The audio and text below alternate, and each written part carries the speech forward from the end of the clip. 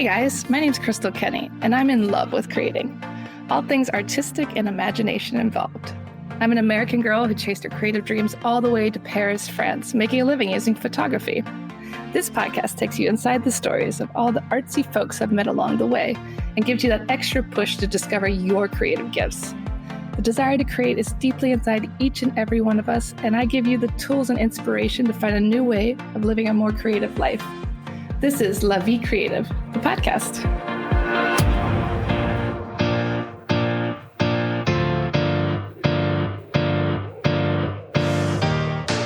We have a fascinating show for you today. I speak with Amir, who came all the way from the United States to work on the production of The Lion King. Well, his life took many turns, and we learned all about his feelings about energy, art, AI, and much more on this fascinating episode. You don't want to miss it. So welcome to the show, Jua. I'm so happy to have you on today. How are you? Oh, I am doing amazing. Thank you so much for having me. It's a little bit hot in Paris, but we are learning to make it through with no air conditionings. Yeah, we're surviving. Oh my gosh, we're survivors. If people only knew. Exactly. They can imagine. So I always like to talk to people about what brought them to Paris and where they're from. I know you originally came over with The Lion King, which is fascinating in itself. Talk a little bit where you're from and how you got this amazing job with The Lion King. Wow, okay. I was born on St. Croix in the U.S. Virgin Islands. I left when I was 3 years old and grew up in Buffalo, New York, near Niagara Falls. I had a particular childhood that I won't get too much into. I was raised a Jehovah's Witness, and I actually escaped when I was around 17 years old. Ended up in New York City. And my love, since I was 3 years old, was always music, art, theater, any expression of the human being. Pretty early on, my mother started me in the Suzuki program for children when I was 3 years old. So actually, I've been playing violin since I was three. I started playing oboe and flute in high school and got involved in community theater. And it really woke up something inside of me. And I knew that that was the route that I had to go for. So I got to New York. I went to NYU for a while, but quickly realized that maybe the educational system that was being proposed to me was not the best fit. My mother was a college professor, so I was very familiar with the whole collegiate and academia vision of learning. And I hated that they would not let me audition for anything. So when I was 19, I became a flight attendant. Wow. Yeah, and my reasoning was like, hey, I need to learn about people. If I'm going to be an artist, I need to learn about people and how they tell their stories and the different ways that they tell their stories, the stuff that you can't learn in books. So I got hired as a flight attendant for a charter company, which was called Tower Air at the time. And what that allowed me to do was kind of just go around the world and go on auditions if I could find them. And I don't know, just start to really, really look other places for how human beings were putting their authentic expression into the atmosphere. And it was absolutely fascinating to me. What did you Uh, learn? oh my God. Well, what I what I learned is my whole like mission statement for today and my life as an artist and as a community constructor. I learned that human beings have a really, really powerful superpower that almost nobody taps into. And that superpower is their art. Now, while all human beings may not be artists by profession, I believe that each and every human being has access, if they can get it, to an authentic expression. Um, I believe a lot in vibration and coherence and the way that the universe favors efficiency. So I believe that if there is a way for the human being's individual expression to be important and recognized and accepted and used by the collective consciousness, it has to be for everybody. It has to be for a prince and a pauper. It has to be for poor people, rich people, for people who are artistically and educationally informed and not. Um, yeah, so I guess I learned that human beings have the potential to facilitate art and that art can transform their life from the inside out. and it can also transform our collective experience. I couldn't agree Uh, more. That's what this show is all about. That's why we're here.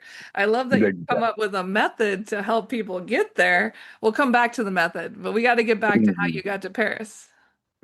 Okay, well, how I got to Paris after 3 years as a flight attendant, I was going quite often to Israel and France because the company was Tower Air and they had scheduled service to those two destinations.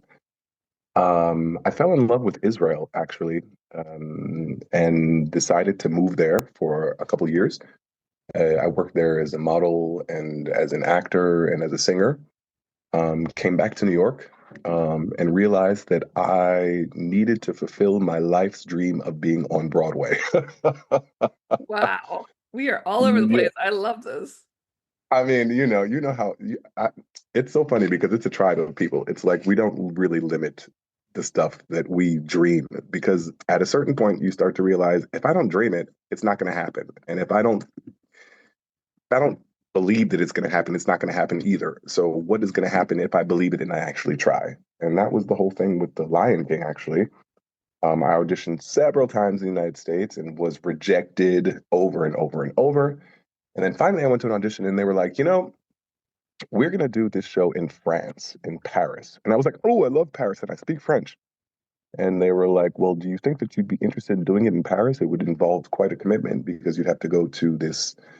France at the time did not have a very big musical theater industry.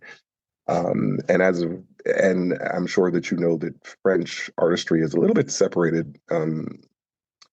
In other words, in France, you're either a singer, an actor, or a dancer, a director, a painter, or Yeah. And when you say that you do what needs to be done, they're like, well, what the hell does that mean? You can't do all of them. But here they are.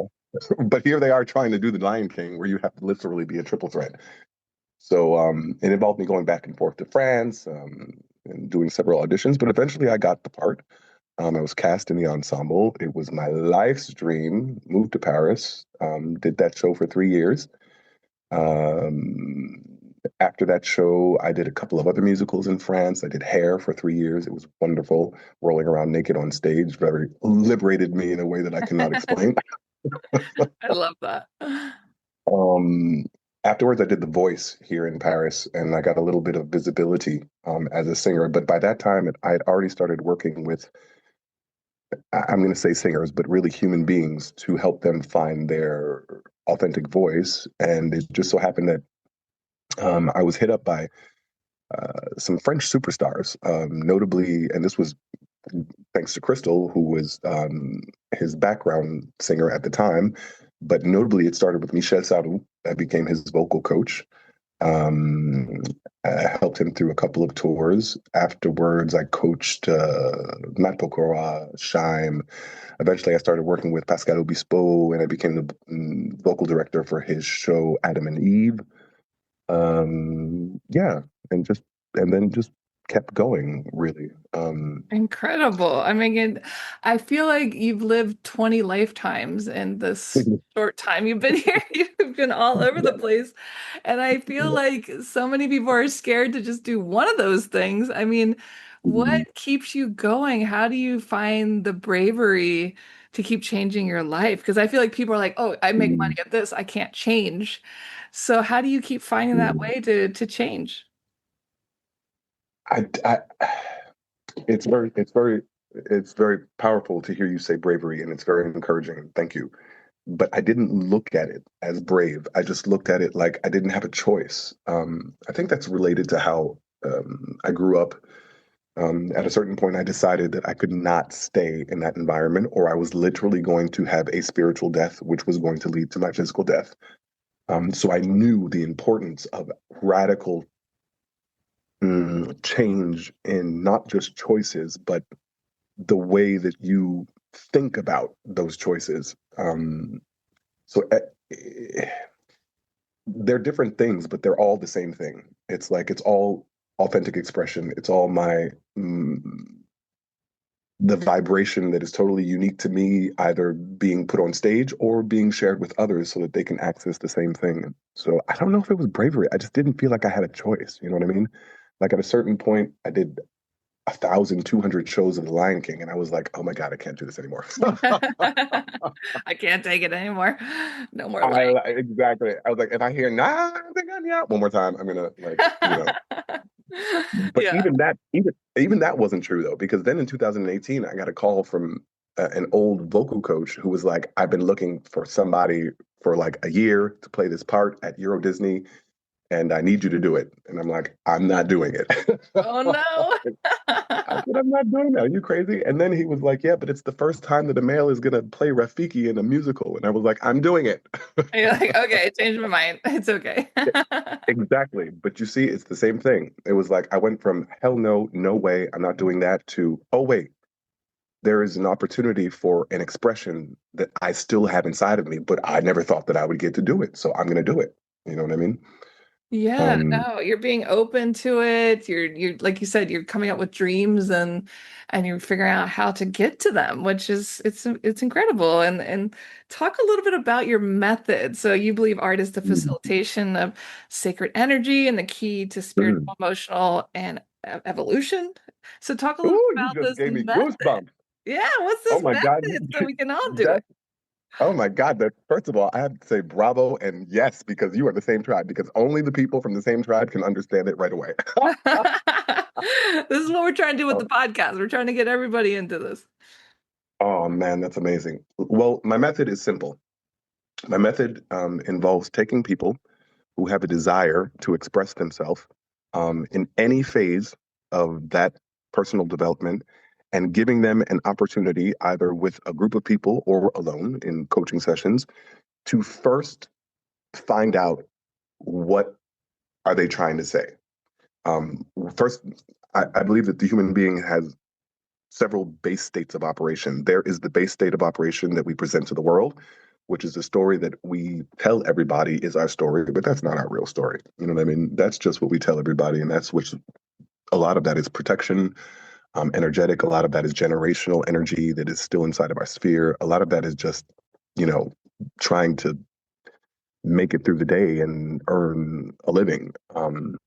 So as soon as we develop that, and as soon as we get into contact with that, um, start to ask them other questions. It's like, well, and maybe not even directly through music, through songs, through scenes that we do, but just trying to get them to understand what is it that they are really saying with every single energetic interaction that they do. Because for an artist, it's obvious for us. Uh, and we accept the changing of the stories. We accept that the facilitation of the artistic inspiration is not always the same, but we've developed a compass to turn our spirit towards that facilitation. And we've also developed the mechanism of interpretation. You know what I mean? The average person doesn't necessarily have that. So that's what we work on. I have them first, for example, with the choir that Crystal and I created. Someone comes and they're like, I've always wanted to sing. I don't know why, but I'm coming to your choir because I feel drawn to it. I've seen you on Instagram and I don't know what exactly is going on, but I think it's for me. So this person comes and first and foremost, they experiment with just singing in the atmosphere in a space where we have three rules. There are no judgments, especially the human being towards himself or herself. Second rule is because there's no judgments, there's no danger, like for real. And the third rule is we're already here. So putting all those together and reminding them of this every time that they dare express themselves, because I believe it's a precious gift, and I believe that it's a win for every single time that a human being decides I'm going to express myself, even if it's, I'm going to sing this song like I sing it. Even if I sing it bad, even if it sounds horrible to me, I'm going to do it. I'm going to go to the end of that facilitation. That is an energetic win, my friend. And every single time you do that, it's like compounding interest. It just builds up on each other, it builds up on itself. Um, this energy is also amplified by the group effect, which is why a choir is such a powerful, powerful method of this transformational tool because people it's strange. It's a very, very interesting dichotomy. At first, they're completely like, I could never do this. I could never come and sing with all these people. I don't know these people. I'm not going to show them my horrible voice. I'm not going to open up my soul. but they do right away because the power of the collective facilitation is way more powerful than your individual fear, which is Yeah. always so fun. No, what Sorry. you're saying is always funny, like that people are brave enough to do it once they're there. Exactly. And it's so powerful because they realize it right away. They're like, "Oh my God, this is easy and I feel better." And that's the key.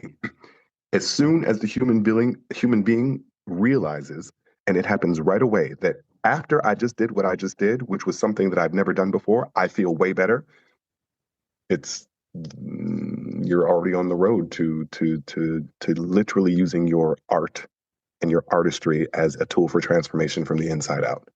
So it's And basically hiding from or telling the ego to be quiet and like showing up to things that you want to do, to things that you're attracted to. I think so. I think that the ego gets a bad rap, especially in modern spirituality. I don't necessarily demonize the ego uh, because a lot of the ego's participation is extremely relevant and necessary, I would say, especially for quote unquote amateurs. Because what makes them continue? You know what I mean? It's like, okay, I feel good. This felt great. But now I'm starting to feel something else. Now I'm starting to feel like my contribution actually matters. And that is also an important part of the formula, and in some ways, the ego is a little bit solicited. But again, we keep it grounded with no judgments and no danger and living in the present moment. So the after effects of the ego, which are like the imposter syndrome stuff, and um, you know what I mean, like all of uh, the blockages that the ego can create um, when it's not Scared. trained. Yeah. Yes, exactly. You know what I mean? When it's not guided, that's the word I'm looking for. When it's not guided towards what you really want to do. Because here's the thing, I believe that the ego is separate from authentic expression. It is not different. The ego, the human being, when they facilitate their authentic expression, I believe that they are passing through the ego, but the ego doesn't live in the present moment. The ego lives in what you're thinking about you did afterwards or what you think that you should be doing in the future. You know, that's where for me the ego gets dangerous and you can ignore them. But in Yeah. the moment, In the moment there, it's not there. It's gone. it it integrates. It's a total it's an into it's a total integration. Like in that present moment, like when I don't know, when you see that, when your artist's eye sees that perfect picture, you're not asking yourself any question. But when it's like there's an integration that is powerful and that facilitates this energy because the real question is where the hell is this energy coming from? Yeah, and that's when we're talking about like flow states and being in the moment and it feels so good. Exactly. And that one moment where you felt good, quantum science is starting to prove, has proved, but people are starting to wake up to the fact that this moment resonates in the universe forever as a possibility. And so it can be drawn upon by thinking about it, by feeling what you felt. You can call back that energy literally and amplify the flow state for the next times that you're in it. And slowly but surely, something extremely powerful starts to happen that is way beyond art. And for me, that's the purpose of art. Art is a tool of inner transformation and outer transformation because on a collective conscious level, ooh, we need that stuff so bad. Yeah, I mean, coming back to today's world where things are speeding up more and more, and AI and computers and phone addiction. I mean, what Mm, do you think is the future of the arts, the future of creativity? Are the robots taking over? Are we working with the robots? What do you think? no way. The robots are, first of all, for me, like the robots are I have a geek side that I've been developing since I was a kid. I went to a high school where I learned how to code like when I was 13. So I've always been a little bit of a geek. And way before the whole AI explosion, Crystal and I were very, very much into blockchain technology, AI, crypto, but not as like a money making tool, as a as a representation of our collective conscious in a new form of exchange. Where I'm at with AI as far as artistry, I am part of the camp that is totally not afraid for two reasons. First of all, I've experimented with it enough and I use it enough in my own art to know that AI without human intervention or inspiration or steering is not art. And I would even say that if you let the machine create by itself, you got to remember that the machine is using the base de données. The machine is using the information that it has, and the history of humans is a little bit dystopian in its essence. And so, what I feel is that the machine by itself produces rather dystopian art, and I don't know if that's a good thing. So, left to its own um, wherewithal, there's a problem. On the other hand, the artists that start to use AI as a tool and start to use their own authentic expression with the machine. Oh my God, this is, do you know how much time I, I gain because of using, like, I don't know, an application like Suno with my guitar voice. I'll take my guitar, I'll sing my song, I'll write my lyrics, and here is the producer that usually I would have had to go to the studio and pay $1,000 to give me one idea. He gives me 5 ideas in 5 minutes. Um, and it doesn't stop there. I don't believe that the AI output should be the art that is presented to the world. I just feel it's a tool. Like, music production went from analog to digital. Records don't exist anymore. There's Photoshop. We have all these tools, and I think that the artist today who really is connected to their authentic expression and the story that they have to tell, they're going to use it like a tool. The other thing that I think is very, very amazing, which is happening, is that people inside of the collective consciousness are so tired of this AI slop that there's like a renaissance happening. Like I see it on Twitter. Like people are like, no more AI. I'm just painting. Here is my painting. People are loving it. Yeah, I So think I'm that's great news. Yeah, I'm excited to see where we go from here. It's like everything. It's like there were no computers before there were no computers. There were no televisions before there were even the laundry. Oh my God, even the laundry machine. They fought against it. Um, every technology goes through that, and I do think that AI is a little bit different in the fact where we definitely need humans to steer the interaction. Yeah, we need regulation. Yeah, we need regulation. We need regulation. I don't know if it's like regulation, like, okay, if you're not American, you can't use this model. I don't know if that's it, but we do need regulation, especially as far as output is concerned. Like I need to know when it's AI only. You know what I mean? Mm, yeah, that's kind of what I Yeah, think about that. definitely. I think the difference between like AI and a washing machine is I think a lot of people fear, and I think we see this already, that AI is taking away critical thinking. Instead of having to do all that work before and using your brain, it's like, here's the answer, try this. So, what are your Mm. thoughts on that? I I agree, but again, it's like uh I, I believe that where we are in this space time is exactly in alignment where our consciousnesses and our collective human consciousness has to evolve to get to. I believe that we're a little bit late. I don't know what I do know what happened, but it's not important. It's like now we got screens, people don't go outside, people don't da da da da da. And then on top of that, you put AI. Yes. On top of that, putting AI and having children not think about or not read a book.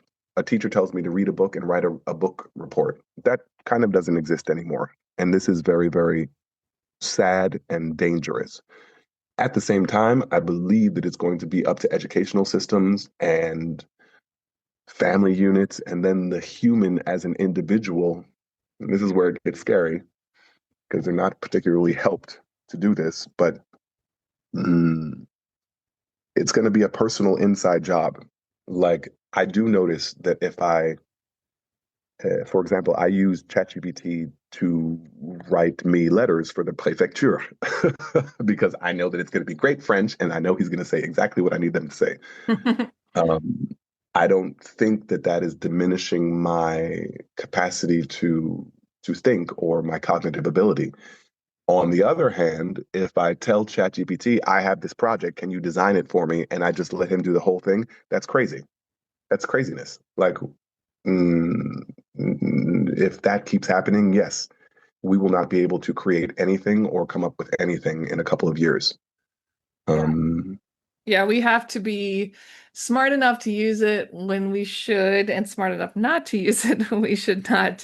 To use it as a tool, like you said. We can work together with it, but also try to come up with our own stuff for the most part when we can.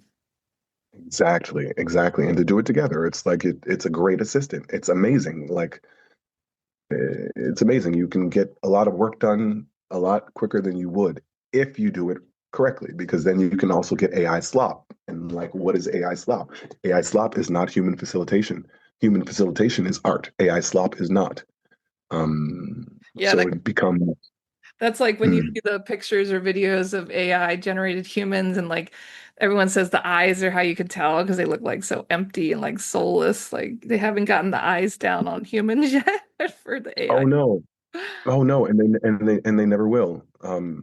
Except for people who are not who don't really care about that. You know what I mean? And that is another danger that I'm not going to say I'm worried about, but I do believe that there's a whole camp of people that just don't care anymore. It's just like, when we get into AI companions and when things go further and they can actually touch their AI, and that gets a little bit crazy, but we're not completely there yet. So I'm Yeah. still holding out Yeah, hope. we're holding hope.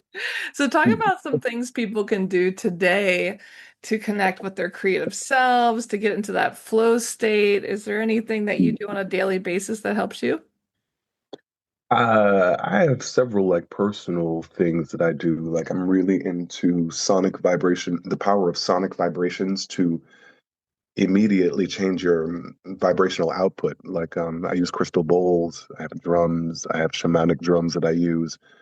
I do meditation quite a bit, but I also do believe that that's very niche. Like if you're talking about something, like I said before, I believe that the tools that the universe offers have to be for the prince and the pauper. It has to be for somebody who is totally spiritually connected, quote unquote, and somebody who has no idea and does not have time to meditate or on any of that. I think that maybe one of the most powerful things that the human being can do to immediately change their vibration is humming. Sounds stupid, um, but humming, like for 90 seconds, literally decreases the amount of cortisol that your body is working with. It increases nitric oxide inside of your head cavity, which allows neurons to fire quicker and you to feel better. It activates the parasympathetic nervous system. And again, it's like when you think about it, like what is the first thing that a mom does, like when she holds her baby, and is trying to, I don't know, soothe the baby. She hums. Like, what does a child do when it feels like it's in danger? It starts to hum. What do we just naturally do from time to time when we're like in a different space? We just start to hum. It's a very, very powerful ancient technology that I think that if more people connected with on a daily basis several times a day, they would start to feel very, very, very different. Um, some other radical things, not radical, but some other non-mystical and simple things that people can do. I would say, you know what movie really, really marked me as a child? Marked is not the right word. What really inspired me as a child was The Never-Ending Story. Um, Remember that movie? oh my The God, this Flying Dog. movie. Oh, Falcor, yes. And it was such a powerful movie for so many different reasons. But the thing that stuck with me the most was the hero's job. The hero had to rescue the Empress, and the whole thing was everything's falling apart. And why is it falling apart? And the Empress tells him, because I need a new name. I need a new name. And if you can give me a new name, this is all gonna go away. And he did it. And he called her a new name, and so everything was fine and everything came back together. Um, the human being needs to hack their personal identity. Um, Something very powerful and seemingly maybe very inconsequential is creating a new email address. Um, Giving yourself a new ritual um, for yourself, giving yourself a new nickname, literally doing something small that changes your identity in a small way, but that can radically start to anchor and amplify the new story that you were trying to tell. Um, I don't know, like a new plant, and give that new plant the name that you love the most, and water that plant and talk to that plant and imagine that that plant is you and you're the new person that's growing inside of you. The whole giving yourself a new email address, that personally for me was a very, very powerful exercise. Even if it's an address that you don't use all the time, you can send messages to yourself, even if you never share it with anybody. Um, but anchoring this feeling of, you know what, I have the right and I have the desire to be someone different. So maybe I can hack my identity just a little bit to move my energetic compass towards that new direction. Yeah, Um, I love that. It's such an easy thing to do as well. And like you said, it's just kind of like simple little things that we can give us a little bravery and kind of start this new vision of ourselves. yeah, man, we got to take these it has to be, it can't be mystical or like occult right away because that doesn't mean anything to anybody. You know what I mean? Afterwards, you start to feel things, and if you start to experiment with, I don't know, transcendental meditation, why not? But do you need that? No. No, you can just hum yourself to bliss. Hum yourself to bliss. I love it. So easy. Come on, everybody, just start humming today. It's not that hard. And Exactly. how would you define creativity in your own words? Mm. Creativity for me is literally a spiritual power. It is the ability of the human being to find new ways of expressing solutions to current and ancient and even future problems, and therefore transmuting the problems into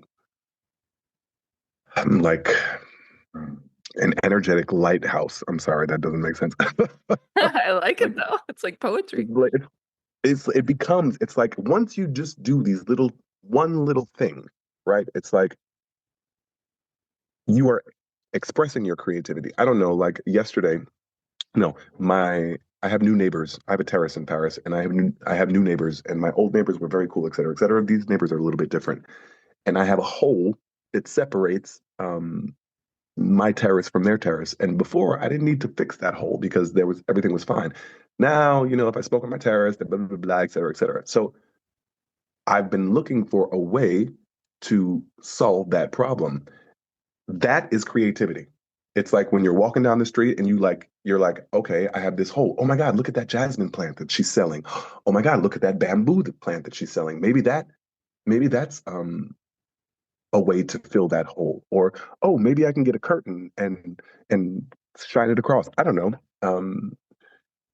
It's the same thing for art and creativity. And unfortunately, I believe that the industry of art has really made really brought to the forefront a pretentious energy that has nothing to do with art. It's like you know, filling the hole on your terrace is the same thing as writing a song. It's the same energy. It's the exact same activation, inspiration, manifestation, and anchoring of the energy so that it becomes something for somebody else, something for yourself or somebody else. What if I took a picture of that jasmine plant that I just put on my terrace and put it on Instagram, and somebody's like, "Oh my God, that's an amazing idea." It's the same thing as me writing a song that is about an emotional state or a vibrational window that passes through my spirit. I don't know. It's the same thing. I'm going to put that song on Instagram, and somebody who is experiencing the same vibration or some version of that vibration, they're going to relate to it, and it will help them create their own tools for um, solving the problems that they are facing. And hopefully they will use creativity because, as far as I'm concerned, this is the human being's spiritual power. It's not being psychic. It's not being like, channeling ascended masters. All of that is great. But what you can literally do to change the atmosphere is create something. And it can be as simple as a new way of making your coffee. Yeah, it's problem solving. It's being in the moment. It's thinking about ways to fix things or create things. I completely agree. And it doesn't have to be pretentious or only for rich people or whatever, like Mhm. we all can be doing it every day. You don't have to be a painter or a writer. I think that's a beautiful note to end on. And where can people So, connect with you and learn more about your work? well, you can go to Instagram. I'm very active on that platform. I also have an X, and this is the year that I'm kind of um, social media has been a difficult exercise for me because I had to find creatively my way of not vomiting at all the inauthentic energy every time I open up Instagram. You know what I mean? So through Instagram and YouTube, I also have a YouTube channel that I will be developing way more, but primarily Instagram for the time being. Perfect. Well, we'll share all that in the show notes. I completely understand about trying not to vomit on Instagram. Oh my God. There's just too many. Everyone's an influencer now. It's tough. Oh my God. Well, thank you so much for sharing with us, and I can't wait to do it. See what Oh, you'll do next. oh, thank you so much, Crystal, for having me and being who you are and being part of this tribe. And yes, let's take this light to the people. Thanks so much for tuning in to La Vie Creative. You can find more information on MissParisPhoto.com. And if you enjoyed this show, please feel free to share and spread the word for all my creative guests. We have the power to help them to keep doing what they love. See you next time.